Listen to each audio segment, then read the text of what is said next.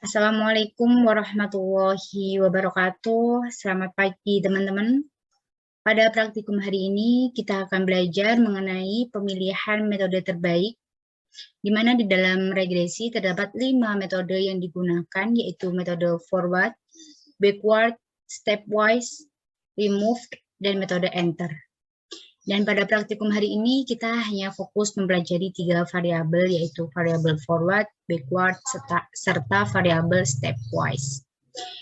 Dan perlu teman-teman ketahui juga bahwa di dalam kriteria pemilihan model terbaik terdapat 5 yang bisa digunakan di dalam kriteria untuk menentukan model terbaik. Yang pertama, teman-teman bisa menggunakan UGF. Yang kedua, teman-teman bisa menggunakan kuadrat rata-rata sesatan atau KRS. Yang ketiga, teman-teman bisa menggunakan koefisien determinasi. Selanjutnya, teman-teman juga bisa menggunakan statistika CP-MALOS. Dan yang terakhir, teman-teman bisa menggunakan kriteria informasi, di mana di dalam kriteria informasi terdapat nilai AIC atau BIC. Buku yang saya gunakan adalah bukunya Bapak Farhan sendiri, yaitu buku analisis regresi terapan, teori, contoh kasus, dan aplikasi dengan SPSS. Seperti ini ya teman-teman. Langsung saja saya share screen untuk materi praktikum pada hari ini.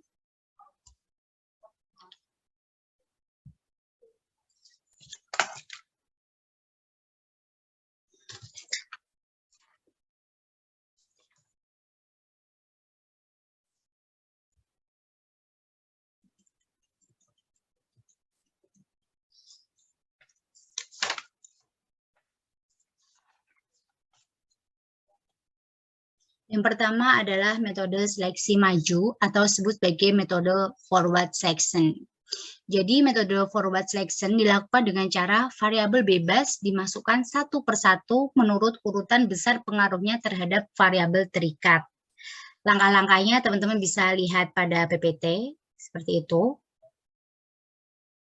Selanjutnya, teman-teman bisa buka modul halaman 40, yaitu suatu penelitian ditunjukkan untuk memprediksi sebesar berapa jumlah keuntungan Y dalam juta rupiah yang diprediksi oleh variabel-variabel bebas, yaitu X1, X2, X3, dan X4, di mana X1-nya adalah biaya produksi dan pemasaran, X2-nya adalah luas outlet, X3-nya adalah laju pertumbuhan penduduk, serta X4-nya adalah pendapatan per kapita. Selanjutnya, yang pertama kita akan menguji dengan metode seleksi maju atau forward. Langkah-langkahnya seperti biasa. Pertama, teman-teman menginputkan ke dalam lembar kerja SPSS. Selanjutnya, yaitu teman-teman bisa klik Analyze, Regression, Linear. Teman-teman bisa masukkan variabel dependent Y dan variabel independent, serta teman-teman bisa pilih metodenya yaitu metode forward. Langsung kita praktekkan.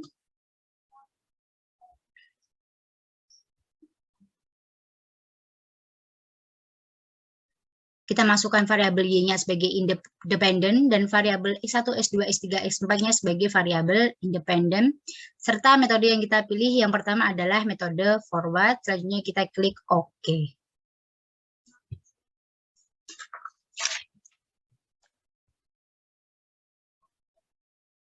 Didapatkan output-nya yaitu sebagai berikut.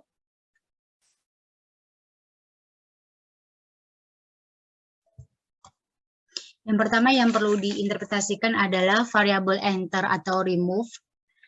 Diperoleh bahwa terdapat dua model, yaitu model 1 dan model 2, di mana model 1 variabel enter atau variabel yang dimasukkan adalah X1, dan model 2 variabel yang dimasukkan adalah variabel X2. Dengan metode yang digunakan adalah metode forward, dan variabel dependentnya adalah variabel Y, seperti itu. Selanjutnya pada model summary, untuk model 1, karena model 1 merupakan model regresi linear sederhana, jadi yang digunakan adalah nilai R dan nilai R square. Dan di model 2, karena yang digunakan adalah regresi linear berganda, jadi yang digunakan adalah nilai R square untuk korelasi dan adjusted R square, yaitu pengaruh antara variabel dependen dengan variabel independen, seperti itu. Selanjutnya ANOVA untuk model 1 dan model 2, kita ketahui bahwa nilai signya yaitu sebesar 0,000, di mana nilai signya ini adalah kurang dari alfa 0,05. Artinya, pada tingkat kepercayaan 95% H0 ditolak. Dengan demikian, minimal ada satu variabel yang signifikan masuk ke dalam model. Jadi, analisis selanjutnya dapat dilakukan. Selanjutnya yaitu untuk koefisien, terdapat dua model. Model 1 teman-teman terangkan yaitu nilai variabel independennya yaitu X1, didapatkan bahwa nilai signya yaitu 0,000, di mana nilai signya adalah kurang dari alfa 0,05, sehingga H0 ditolak. Artinya, koefisien regresi signifikan masuk ke dalam model. Untuk konstanta, tidak diuji, walaupun nilai konstantansiknya lebih besar dari alfa. Seperti itu ya teman-teman. Jadi fokus pada variabel independennya saja. Selanjutnya untuk model 2, terdapat dua variabel independen, yaitu nilai X1 dan X2, di mana nilai X1-nya yaitu nilai signya sebesar 0,000 dan nilai X2-nya nilai signya yaitu sebesar 0,033. Di mana nilai sig ini adalah kurang dari alfa 0,05, sehingga H0 ditolak. Artinya koefisien regresi untuk X1 dan X2 masuk ke dalam model. Sehingga diperoleh bahwa model 1 nilai Y-nya adalah negatif 0,376 ditambah 0,006X1. Dan model 2-nya Y sama dengan 0,607 ditambah 0,008X1 ditambah negatif 0,003X2. Seperti itu. Selanjutnya yang perlu teman-teman interpretasikan lagi adalah nilai dari include variable. Pada model 1, nilai ikut variabel menjelaskan tentang variabel independen yang dikeluarkan pada masing-masing model. Jadi, dari model 1, tampak bahwa model 1 mengeluarkan variabel X2, X3, dan X4. Serta teman-teman bisa lihat di model 1 bahwa nilai partial correlation yang tertinggi adalah nilai dari X2, yaitu sebesar negatif 0,490. Dan X2 memiliki nilai sig yang signifikan, yaitu 0,033, kurang dari alfa 0,05. Sehingga variabel X2 masuk ke dalam model selanjutnya, dapat masuk di dalam model selanjutnya. Untuk model 2 sendiri, variabel yang dikeluarkan adalah X3 dan X4. Nah, tampak bahwa partial correlation untuk X3 dan X4 yaitu lebih besar X3, akan tetapi nilai signya lebih besar dari alfa. Sehingga model cukup sampai sini saja.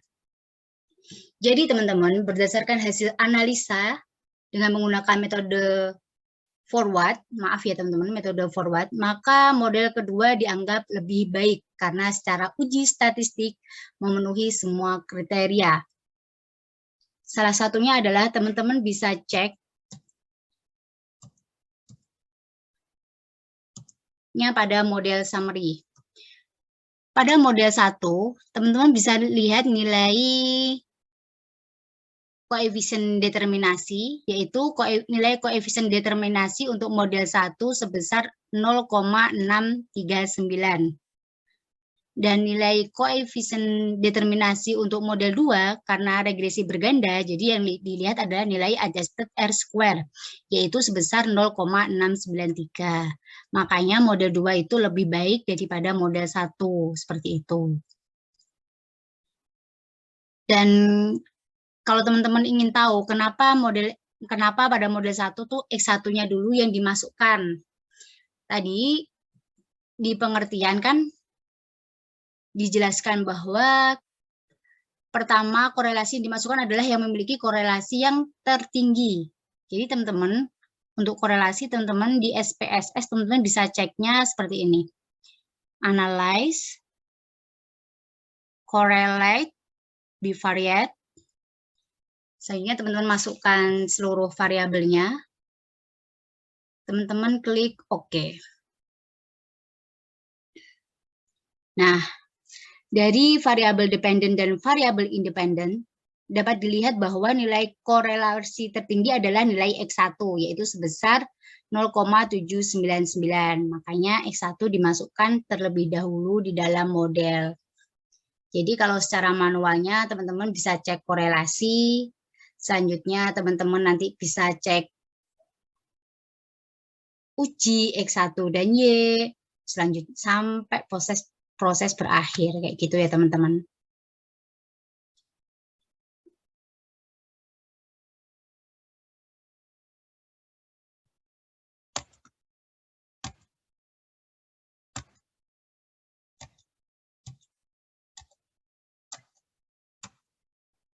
Yang kedua yaitu eliminasi mundur atau disebut sebagai backward elimination, yaitu kebalikan dari forward di mana metode backward ini adalah memasukkan seluruh variabel bebas independen ke dalam model, kemudian baru dikeluarkan satu persatu. Yang mana yang tidak memiliki pengaruh yang signifikan terhadap variabel dikeluarkan satu persatu dari model. Jadi kalau metode forward itu kita memasukkan satu persatu, kalau metode backward itu kita memasukkan secara keseluruhan, baru kita mengeluarkan secara satu persatu, seperti itu. Langkah-langkahnya sama, pertama kita menginput data ke dalam lembar kerja SPSS, selanjutnya kita klik Analyze Regression Linear, kita pilih metodenya metode backward, langsung kita praktekkan ya teman-teman.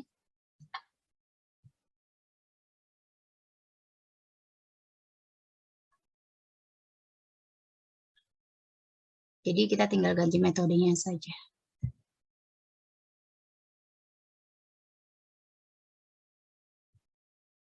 Didapatkan outputnya sebagai berikut.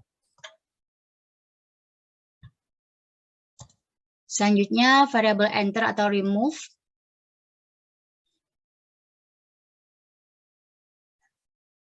Jadi pada tabel variabel enter atau remove terdapat 3 model, yaitu model 1, model 2, dan model 3, di mana model 1 adalah dengan memasukkan keseluruhan variabel yaitu X4, X3, X2, dan X1. Dan model 2 adalah dengan mengeluarkan variabel X4, serta model 3 adalah dengan mengeluarkan variabel X3 dengan metode backward. Seperti itu. Selanjutnya untuk model summary, karena pada model 1, model 2, dan model 3 yang dipakai adalah uji regresi berganda, maka yang digunakan adalah nilai R-square dan nilai adjusted R-square. Di mana R-square menjelaskan tentang korelasi, serta adjusted R-square menjelaskan antara hubungan variabel X dengan variabel Y. Untuk ANOVA-nya untuk model 1, 2, 3, karena nilai sig-nya yaitu 0,000 kurang dari alfa, sehingga H0 ditolak, artinya minimal ada satu variabel independen yang berpengaruh terhadap variabel dependen, sehingga analisis selanjutnya dapat dilakukan. Untuk koefisiennya untuk model 1, terdapat 4 variabel, yaitu X1, X2, X3, dan X4. Jadi untuk model 1, tampak bahwa nilai sig untuk beta 4 atau X4 pada model 1 merupakan nilai sig yang paling besar, yaitu sebesar 0,402. Di mana nilai sig 0,402 yaitu lebih besar dari 0,05, maka H0 diterima. Artinya, koefisien regresi tidak signifikan, sehingga variabel X4 tidak layak untuk masuk ke dalam model selanjutnya, seperti itu. Sehingga untuk model 1 diperoleh nilai Y-nya yaitu sebesar 1,141 ditambah 0,08x1 negatif 0,04x2 ditambah 0,262x3 negatif 0,421x4 seperti itu. Jadi teman-teman untuk interpretasi model 1, teman-teman lihat nilai sig yang paling besar. Jadi cukup diinterpretasikan satu saja karena udah tidak signifikan. Lanjut ke model 2.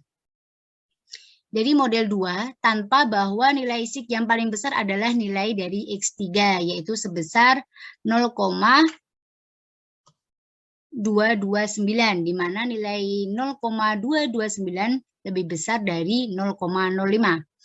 Maka H0 diterima, artinya koefisien regresi tidak signifikan, sehingga variabel X3 tidak layak untuk masuk ke dalam model, seperti itu. Untuk model 2 diperoleh bahwa Y-nya sebesar 0,311 ditambah 0,007x1 negatif 0,004x2 ditambah 0,308x3. Untuk model 3-nya, kita lihat teman-teman, karena nilai sig-nya signifikan untuk X1 dan X2, jadi teman-teman perlu interpretasikan satu persatu. Jadi karena X1 dan X2 nilainya signifikan, yaitu 0,00 dan 0,033 kurang dari alfa, sehingga H0 ditolak. Artinya model masuk, artinya model X1, artinya variabel X1 dan X2 masuk ke dalam model. Didapatkan nilai Y-nya yaitu sebesar 0,607 ditambah 0,08x1 negatif 0,03x2 seperti itu. Selanjutnya yaitu exclude variable. Pada model 1 tanpa bahwa pada model 1 tidak ada variabel yang dikeluarkan. Karena tadi variabel untuk model 1 dimasukkan semuanya. Untuk model 2, yaitu mengeluarkan X4. Nah, kenapa X4 ini dikeluarkan? Karena tampak bahwa nilai sig-nya yaitu sebesar 0,402, lebih besar dari alfa, di mana alfanya kita pakainya 0,05, sehingga variabel X4 harus dikeluarkan dalam model. Dengan nilai parsialnya yaitu sebesar negatif 0,217. Untuk model 3 yaitu mengeluarkan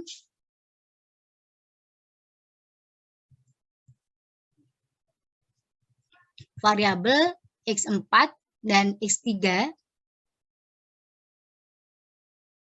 Nah, kedua variabel tersebut dikeluarkan dalam model karena memiliki nilai sig yang lebih besar dari alfa yaitu 0,05 dengan parsial korelasinya untuk S4 sebesar negatif 0,266 dan X3 sebesar 0,298. Seperti itu ya teman-teman. Jadi berdasarkan hasil analisis dengan menggunakan metode backward, maka model ketiga dianggap lebih baik karena secara uji statistik memenuhi semua kriteria.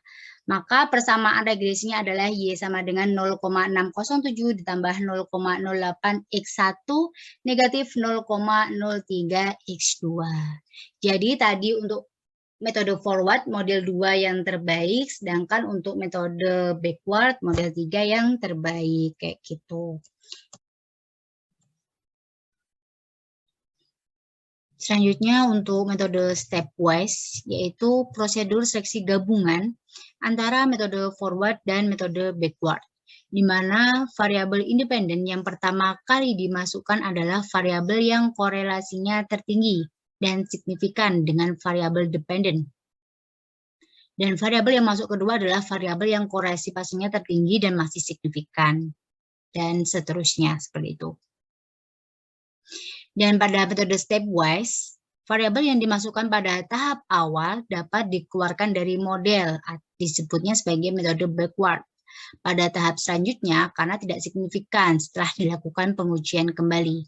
Jadi teman-teman, metode stepwise itu yaitu gabungan antara metode forward dan metode backward, seperti itu. Untuk contohnya sama, teman-teman bisa buka di modul halaman 49. Untuk langkah-langkahnya, pertama teman-teman input data ke dalam lembar kerja SPSS, selanjutnya teman-teman melakukan analyze regression linear, dan teman-teman pilih metodenya stepwise. Langsung kita praktekkan analyze regression linear.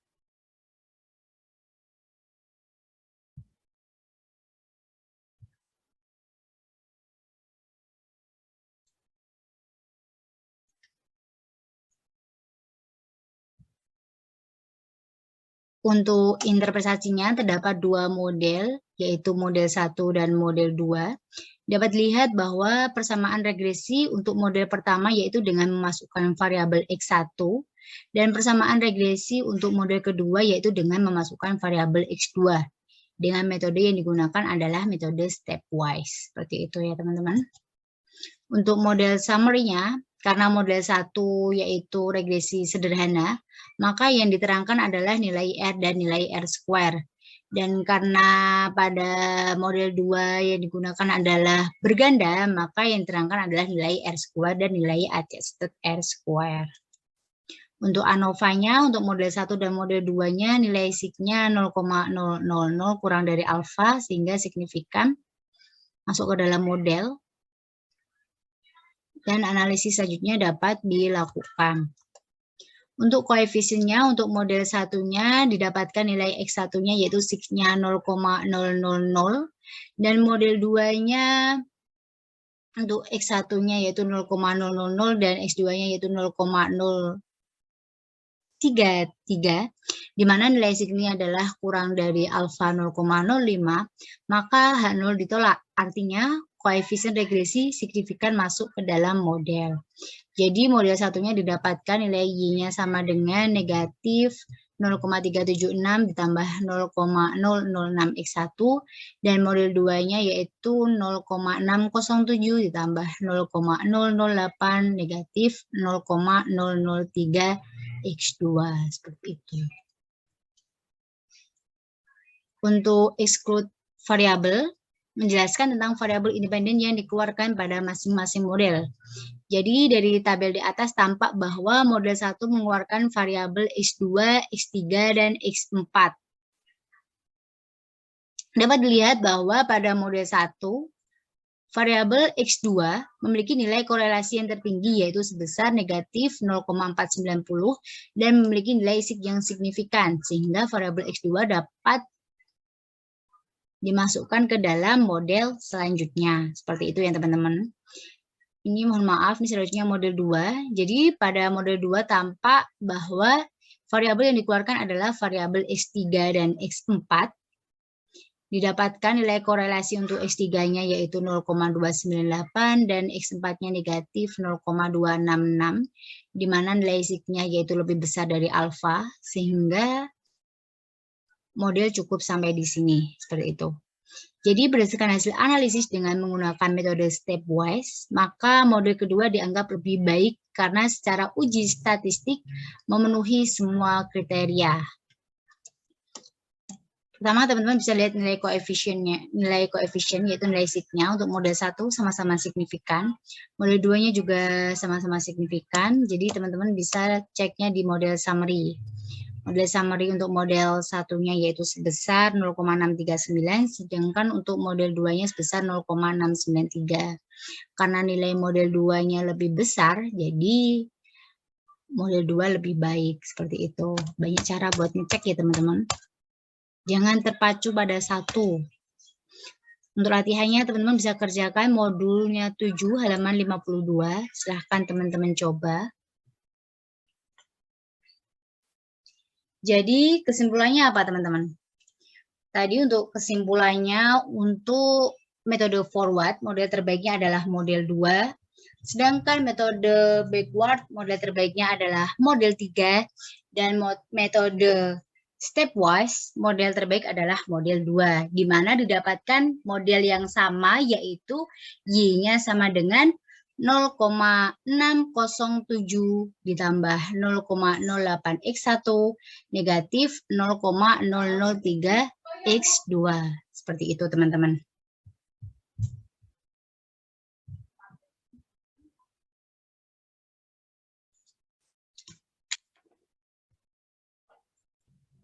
Sebelum saya akhiri, apakah ada pertanyaan?